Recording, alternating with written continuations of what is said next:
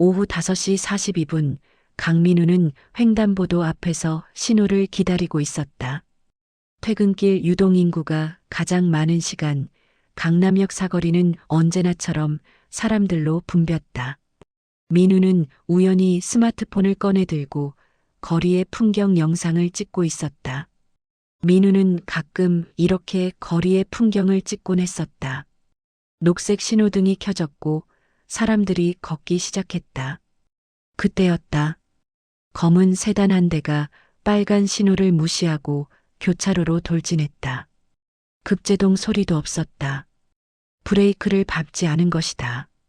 교복을 입은 여중생이 공중으로 튕겨나갔다. 둔탁한 충격음과 함께 작은 몸이 아스팔트 위로 떨어졌다. 비명이 터져나왔고 횡단보도는 순식간에 아비규환이 되었다. 민우의 손은 여전히 스마트폰을 쥐고 있었다. 화면에는 방금 전 장면이 고스란히 녹화되어 있었다. 12초의 영상, 검은 세단의 번호판까지 선명하게 담긴 영상이었다. 민우는 즉시 119에 신고했다. 구급차가 도착하기 전 그는 쓰러진 소녀 곁으로 다가갔다. 교복 치마 아래로 피가 번지고 있었다. 소녀는 의식이 없었다.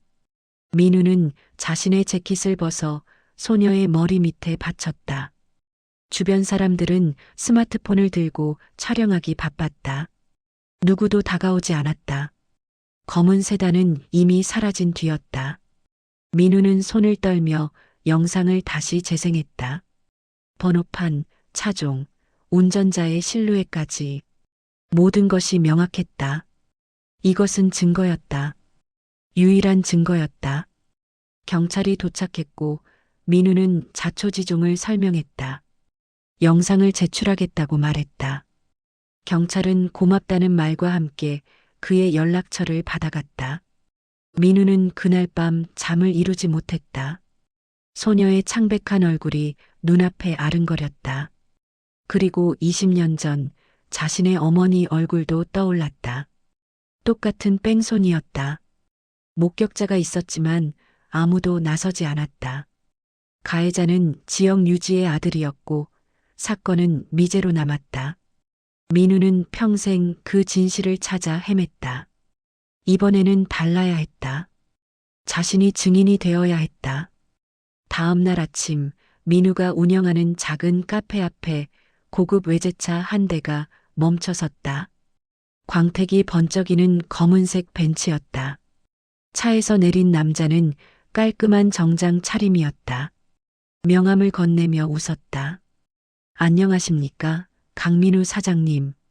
대륙 로펌 선임 변호사 한지훈입니다. 민우는 명함을 받아들었다. 대한민국 10대 로펌. 그 이름만으로도 무게가 느껴졌다. 한지훈은 카페 안으로 들어서며 주변을 둘러봤다. 손님은 2명뿐이었다. 그는 구석자리에 앉으며 말했다.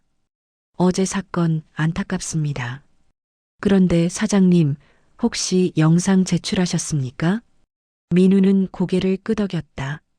네, 경찰에 제출했습니다. 한지훈은 잠시 침묵했다.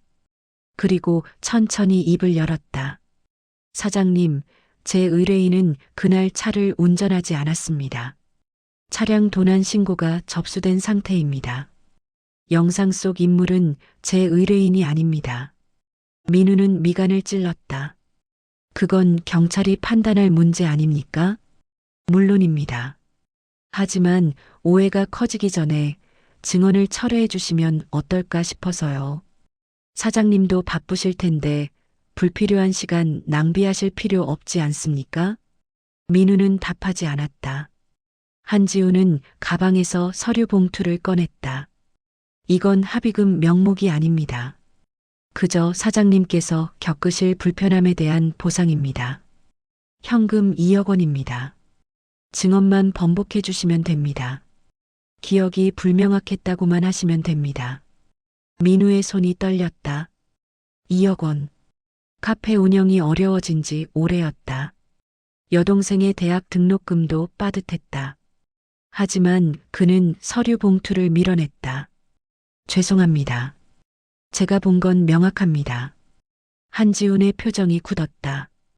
그는 천천히 일어서며 말했다. 사장님, 신중하게 생각하십시오. 정의감도 좋지만 현실도 보셔야죠. 이 건물 임대차 계약 3개월 뒤 만료되지 않습니까?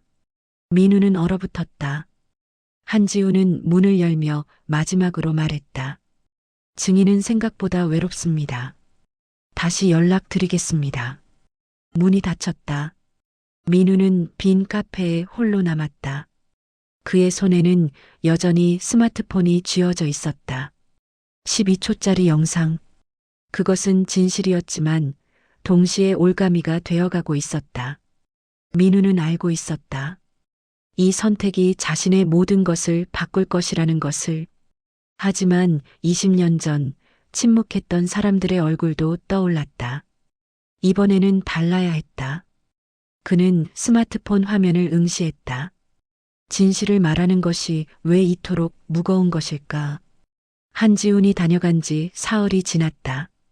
민우는 카페 문을 열고 닫는 일상을 이어갔지만 마음은 무겁기만 했다. 손님은 점점 줄어들었다. 단골들이 하나둘 발길을 끊었다. 어떤 손님은 민우와 눈을 마주치지 않고 황급히 나갔다. 소문이 퍼진 것이다. 대륙 로펌과 얽힌 사람, 큰 사건에 휘말린 사람. 사람들은 조용히 거리를 두었다. 민우는 빈 테이블을 닦으며 생각했다. 증언 한 번이 이토록 무거운 것인가? 진실을 말하겠다는 선택이 왜 이렇게 외로운 것인가? 그날 저녁 민우는 사고 피해자가 입원한 병원을 찾았다. 중환자실 앞 복도에는 한 여인이 플라스틱 의자에 앉아 있었다. 간호사복을 입은 40대 여성이었다. 손에는 때 묻은 아르바이트 전단지가 쥐어져 있었다. 민우는 조심스럽게 다가가 말을 걸었다. 저기, 혹시 서유나 학생 보호자이십니까? 여인은 고개를 들었다. 눈가에 다크서클이 짙게 내려앉아 있었다. 그녀는 민우를 보며 천천히 고개를 끄덕였다. 네, 저는 유나 엄마입니다. 누구세요? 저는 사고 당시 현장에 있었던 증인입니다. 영상을 찍어서 경찰에 제출했습니다. 여인의 눈에 순간 빛이 돌았다. 그녀는 벌떡 일어나 민우의 손을 잡았다. 정말입니까? 증인이 있다는 건 들었는데 선생님이셨군요. 감사합니다. 정말 감사합니다. 민우는 손을 잡힌 채 아무 말도 하지 못했다. 여인의 손은 거칠고 차가웠다. 오랜 시간 일만 해온 손이었다. 그녀는 눈물을 글썽이며 말을 이었다. 가해자 측에서 차량 도난 신고했다고 하더군요. 변호사가 와서 합의하자고 했는데 금액이 턱없이 적었어요. 게다가 유나가 갑자기 뛰어들었다는 식으로 말하더라고요. 저는 억울해서 견딜 수가 없었어요. 민우의 가슴이 무너졌다.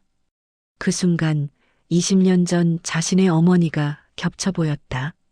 어머니도 이렇게 병원 복도에 앉아 있었다.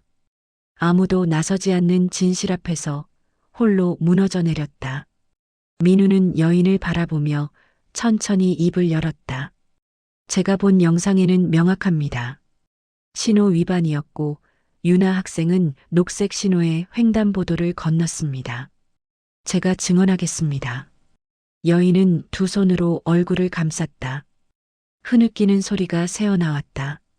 민우는 그저 그 자리에 서 있을 수밖에 없었다. 여인은 한참 만에 고개를 들며 말했다. 선생님, 혹시 위험하지는 않으세요? 가해자가 재벌 아들이라던데요. 민우는 잠시 망설였다. 대륙 로펌의 협박, 줄어드는 손님, 3개월 뒤 만료되는 임대 계약. 모든 것이 떠올랐다. 하지만 그는 고개를 저었다. 괜찮습니다. 진실만 말하면 됩니다. 여인은 다시 고개를 숙였다. 민우는 병실 문을 바라봤다.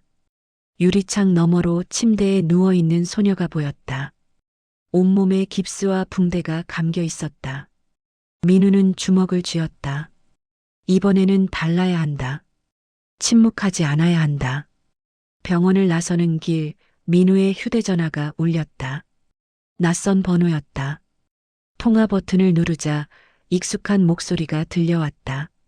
한지훈이었다. 사장님, 병원 다녀오시는군요. 피해자 가족 만나셨습니까? 민우는 걸음을 멈췄다. 누군가 자신을 감시하고 있다는 뜻이었다. 한지훈은 차분한 목소리로 말을 이었다. 사장님, 저희는 사장님을 적으로 만들고 싶지 않습니다. 다시 한번 제안드립니다. 증언을 번복해 주십시오. 그러면 모든 게 조용히 끝납니다. 거절합니다. 신중하십시오. 사장님 여동생, 내년에 졸업이죠? 취업 시즌인데 요즘 일자리 구하기 얼마나 어려운지 아시잖습니까? 민우의 손이 떨렸다. 한지우는 침착하게 말을 이었다. 그리고 카페 건물주께 연락이 갔습니다. 재계약 어려울 것 같다고 하시더군요. 이 모든 게 사장님 선택에 달려 있습니다. 전화가 끊겼다. 민우는 길 한가운데 멈춰섰다. 지나가는 사람들이 그를 스쳐 지나갔다. 거리의 소음이 귓가에 웅웅거렸다. 민우는 하늘을 올려다봤다. 도심의 하늘은 흐릿했다. 별 하나 보이지 않았다. 집으로 돌아오니 여동생 지은이가 거실에 앉아 있었다. 노트북 화면을 응시하던 지은이 고개를 들었다. 오빠 괜찮아? 민우는 현관에서 신발을 벗으며 대답했다. 응, 괜찮아. 지은이는 노트북을 덮으며 일어섰다. 오빠가 증인으로 나선다는 거 알아. 그런데 오빠 너무 무리하지 마. 나는 취업 천천히 해도 돼. 오빠 카페가 더 중요해. 민우는 지은을 바라봤다. 동생은 언제나 자신을 걱정했다. 부모님이 안 계신 후로 둘이서 의지하며 살아왔다. 민우는 억지로 웃으며 말했다. 걱정 마. 다 잘 될 거야. 하지만 민우 자신도 그 말을 믿지 못했다. 그날 밤 민우는 침대에 누워 천장을 바라봤다. 증언을 하면 모든 것을 잃을지도 몰랐다. 카페, 여동생의 미래, 평범한 일상. 하지만 침묵하면 또 다른 것을 잃게 된다. 양심, 진실, 그리고 어머니에게 하지 못한 약속. 민우는 눈을 감았다. 선택의 시간이 다가오고 있었다. 그리고 그 선택은 생각보다 훨씬 무거웠다. 재판 날짜가 잡혔다. 2주 후였다. 민우는 법원에서 온 증인 소환장을 받아들고 한참을 그것을 바라봤다. 손이 떨렸다. 두려움 때문인지 분노 때문인지 알 수 없었다. 소환장을 책상 서랍에 넣는 순간 카페 문이 열렸다. 건물주였다. 60대 남성은 민우와 눈을 마주치지 않고 구석 자리에 앉았다. 민우는 커피를 내려 건네며 물었다. 사장님, 무슨 일이세요? 건물주는 커피 잔을 만지작거리며 입을 열었다. 민우 씨, 미안하네. 재계약이 어려울 것 같아. 민우는 예상했던 말이었지만 실제로 듣는 순간 숨이 막혔다. 건물주는 여전히 눈을 피하며 말을 이었다. 다른 세입자가 들어오기로 했어. 조건이 좋더라고. 자네도 이해해주게. 사장님, 제가 뭘 잘못했습니까? 건물주는 잠시 침묵했다. 그리고 한숨을 내쉬었다. 민우 씨, 자네가 잘못한 건 없어. 하지만 나도 장사를 해야 하는 사람이야. 이 동네에서 계속 살아야 하고. 미안하네. 건물주는 커피를 한 모금도 마시지 않고 일어났다. 민우는 그의 뒷모습을 바라봤다. 문이 닫혔다. 카페는 다시 고요해졌다. 민우는 의자에 주저앉았다. 3년간 일군 공간이었다. 하루하루 손님을 맞이하며 조금씩 자리를 잡았던 곳이었다. 이제 2달 안에 이곳을 떠나야 했다. 그날 저녁 여동생 지은이가 울면서 집에 돌아왔다. 민우는 현관에서 신발을 벗고 있던 지은을 보며 놀라 다가갔다. 무슨 일이야? 지은은 가방을 바닥에 던지고 소파에 주저앉았다. 손으로 얼굴을 감싼 채 흐느꼈다. 한참 후에야 지은이 말했다. 오빠 내정됐던 회사에서 연락 왔어. 최종 면접 떨어졌대. 뭐? 이유도 안 알려줬어. 그냥 죄송하다고만 했어. 나 정말 열심히 준비했는데. 인턴도 하고 자격증도 땄는데. 민우는 지은의 어깨에 손을 얹었다. 지은은 고개를 들어 오빠를 바라봤다. 오빠 때문이야, 그치? 그 사람들이 방해한 거지? 민우는 대답할 수 없었다. 지은은 눈물을 닦으며 말했다. 오빠, 그냥 포기해. 증언 안 해도 돼. 우리가 더 중요해. 오빠 카페도 중요하고 내 취업도 중요해. 우리 둘이서 살아야 하잖아. 민우는 동생을 안았다. 지은의 어깨가 떨렸다. 민우는 아무 말도 하지 못했다. 그날 밤 민우는 혼자 거실에 앉아 있었다. 창밖으로 도시의 불빛이 보였다. 수많은 사람들이 살아가는 곳이었다. 그중 누가 자신의 편이 될 것인가. 민우는 소환장을 다시 꺼내봤다. 증인 출석 날짜가 선명하게 적혀 있었다. 다음 날 아침 민우는 뉴스를 보다가 화면 앞에 얼어붙었다. TK그룹 회장 박준혁의 기자회견이 생중계되고 있었다. 그는 정장을 입고 단상에 서 있었다. 기자들의 플래시가 터졌다. 박준혁은 고개를 숙이며 말했다. 이번 사고에 대해 깊이 사과드립니다. 제 차량이 연루된 것은 사실입니다. 하지만 당일 저는 운전하지 않았습니다. 차량 도난 신고를 했고 경찰 조사에 협조하고 있습니다. 기자들이 질문을 쏟아냈다. 박준혁은 침착하게 답했다. 피해자 가족에게는 충분한 보상을 하겠습니다. 합의를 통해 원만하게 해결하고자 합니다. 민우는 리모컨을 내려놓았다. 뉴스 댓글창에는 이미 수백 개의 댓글이 달려 있었다. 대부분 박준혁을 옹호하는 내용이었다.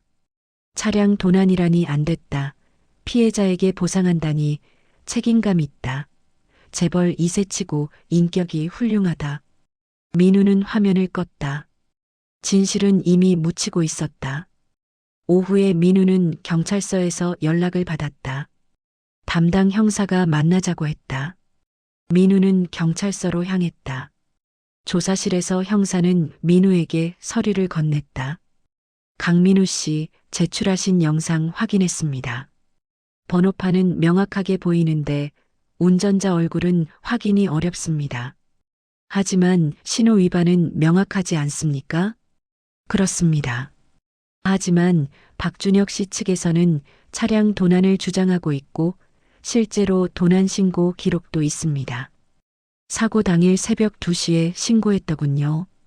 민우는 미간을 찌푸렸다. 사고는 오후 5시 42분이었습니다. 새벽에 도난 신고를 하고 오후에 사고가 났다는 게 말이 됩니까? 형사는 고개를 끄덕였다. 의심스러운 부분이 있는 건 사실입니다. 하지만 증거가 부족합니다. 강민우 씨 증언이 중요한 상황입니다. 민우는 고개를 숙였다. 형사는 잠시 망설이다 말했다. 강민우 씨, 혹시 압박받고 계십니까? 증인 보호가 필요하시면 말씀하십시오. 민우는 고개를 들었다. 증인 보호. 그 말이 얼마나 무력한지 민우는 이미 알고 있었다. 카페는 이미 사라지고 동생의 미래도 흔들리고 있었다. 형사는 민우의 침묵을 보며 한숨을 쉬었다. 최대한 빨리 진행하겠습니다. 힘내십시오. 민우는 경찰서를 나섰다. 거리는 여전히 사람들로 북적였다. 민우는 그 속을 걸으며 생각했다. 이 많은 사람 중 누가 자신과 같은 선택을 할 것인가? 진실을 말하는 것이 이토록 외로운 일인가? 민우는 주머니에서 휴대전화를 꺼냈다. 피해자 어머니에게서 문자가 와 있었다. 선생님, 감사합니다. 유나가 조금 나아졌어요. 선생님 덕분입니다. 민우는 문자를 읽으며 걸음을 멈췄다. 그 순간 무언가 선명해졌다. 자신이 왜 이 길을 선택했는지, 무엇을 지키려 하는지. 민우는 휴대전화를 주머니에 넣고 다시 걷기 시작했다. 앞으로 가야 할 길은 여전히 어두웠다. 하지만 민우는 알고 있었다. 멈출 수 없다는 것을, 이번에는 침묵하지 않을 것이라는 것을. 재판 전날 밤, 민우는 카페에서 마지막 정리를 하고 있었다. 한 달 후면 이곳을 떠나야 했다.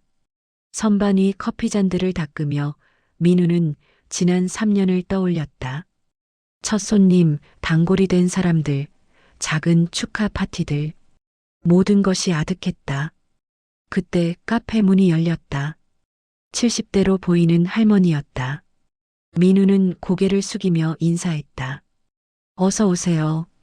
할머니는 천천히 카운터로 다가왔다. 손에는 신문 스크랩이 쥐어져 있었다. 할머니가 그것을 카운터에 올려놓으며 말했다. 사장님, 뉴스에서 봤어요. 사고 증인이시라면서요? 민우는 고개를 끄덕였다. 할머니는 잠시 민우를 바라보다 입을 열었다. 30년 전 우리 아들도 교통사고로 죽었어요. 목격자가 있었는데 아무도 나서지 않았어요. 가해자는 유명한 사람 아들이었거든요. 민우는 숨을 멈췄다. 할머니는 떨리는 손으로 지갑을 열어 10,000원짜리 지폐 몇 장을 꺼냈다. 이거 받아요. 많지 않지만 사장님 같은 분이 있어서 고마워요. 끝까지 용기 잃지 마세요. 할머니는 돈을 카운터에 놓고 돌아섰다. 민우는 할머니의 뒷모습을 바라보며 눈시울이 뜨거워지는 것을 느꼈다. 문이 닫힌 후 민우는 한참 동안 그 자리에 서 있었다. 혼자가 아니었다. 어딘가에 자신을 응원하는 사람들이 있었다. 다음 날 아침 재판 당일이었다. 민우는 법원 계단을 올랐다. 손이 떨렸다. 법정 문 앞에서 피해자 어머니를 만났다. 그녀는 깨끗한 옷을 입고 있었다. 민우를 보자 그녀는 고개를 숙여 인사했다. 선생님, 오늘 정말 감사합니다. 괜찮습니다. 당연한 일입니다. 유나가 어제 의식을 되찾았어요. 아직 말은 못하지만 눈을 떴어요. 민우는 안도의 한숨을 내쉬었다. 두 사람은 함께 법정 안으로 들어갔다. 방청석에는 생각보다 많은 사람들이 앉아 있었다. 기자들, 시민단체 관계자들, 그리고 낯익은 얼굴들도 보였다. 카페 단골 손님 몇 명이었다. 민우는 그들과 눈이 마주쳤다. 그들은 조용히 고개를 끄덕였다. 민우는 증인석에 앉았다. 판사가 입장했고 재판이 시작되었다. 박준혁 측 변호인이 민우에게 질문을 던졌다. 증인은 사고 당시 정확히 어디에 서 있었습니까? 횡단보도 신호등 앞이었습니다. 거리는 얼마나 떨어져 있었습니까? 약 3m 정도였습니다. 운전자의 얼굴을 명확히 보셨습니까? 민우는 잠시 망설였다. 영상에는 번호판과 차종만 선명했다. 운전자 얼굴은 흐릿했다. 하지만 신호 위반은 명확했다. 민우는 천천히 대답했다. 운전자 얼굴은 명확히 보지 못했습니다. 하지만 차량이 빨간 신호를 무시하고 진입한 것은 확실히 봤습니다. 변호인이 다시 물었다. 증인이 제출한 영상에는 운전자가 누구인지 확인할 수 없습니다. 그렇다면 제 의뢰인이 운전했다는 증거가 없지 않습니까? 민우는 고개를 들어 판사를 바라봤다. 차량 도난 신고는 사고 15시간 전에 이루어졌습니다. 하지만 그 차량은 사고 당일 오후까지 정상적으로 주행했습니다. 이것이 합리적입니까? 방청석에서 웅성거림이 일었다. 변호인은 잠시 말문이 막혔다. 판사가 정리를 요구하며 다음 증인을 불렀다. 민우는 증인석에서 내려와 방청석으로 돌아왔다. 피해자 어머니가 민우의 손을 잡았다. 그녀의 손은 따뜻했다. 재판이 끝난 후 민우는 법원 로비에서 형사를 만났다. 형사가 말했다. 강민우 씨 수고하셨습니다. 추가 조사를 진행할 겁니다. 블랙박스 기록과 통신 기록을 확보하는 중입니다. 결과가 나올까요? 시간이 걸리겠지만 가능성은 있습니다. 강민우 씨 증언 덕분에 재조사 근거가 생겼습니다. 민우는 고개를 끄덕였다. 형사는 민우의 어깨를 두드렸다. 힘든 시간이었을 텐데 끝까지 버텨주셔서 감사합니다.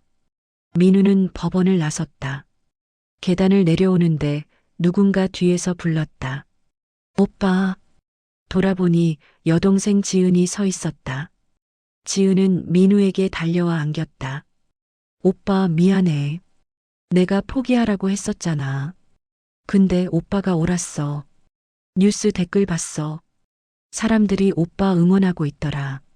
민우는 동생의 등을 토닥였다. 지은은 고개를 들며 말했다.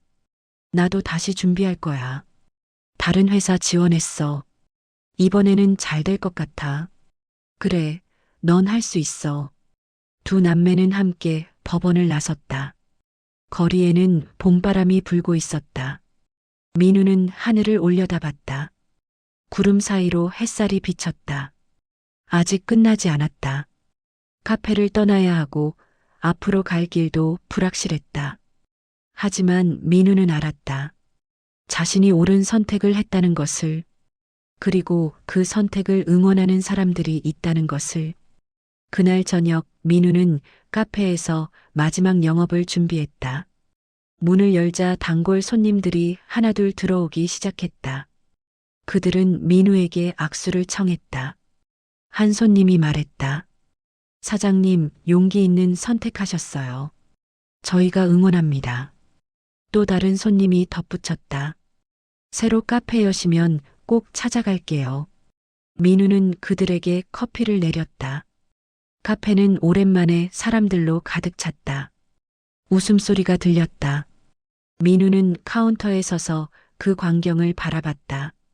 잃은 것도 많았지만 얻은 것도 있었다. 신념, 연대, 그리고 다시 시작할 용기. 민우는 조용히 미소 지었다. 앞으로 어떤 일이 벌어질지 알 수 없었다. 하지만 두렵지 않았다. 혼자가 아니었으니까. 두 달이 흘렀다. 민우는 새로운 카페를 준비하고 있었다.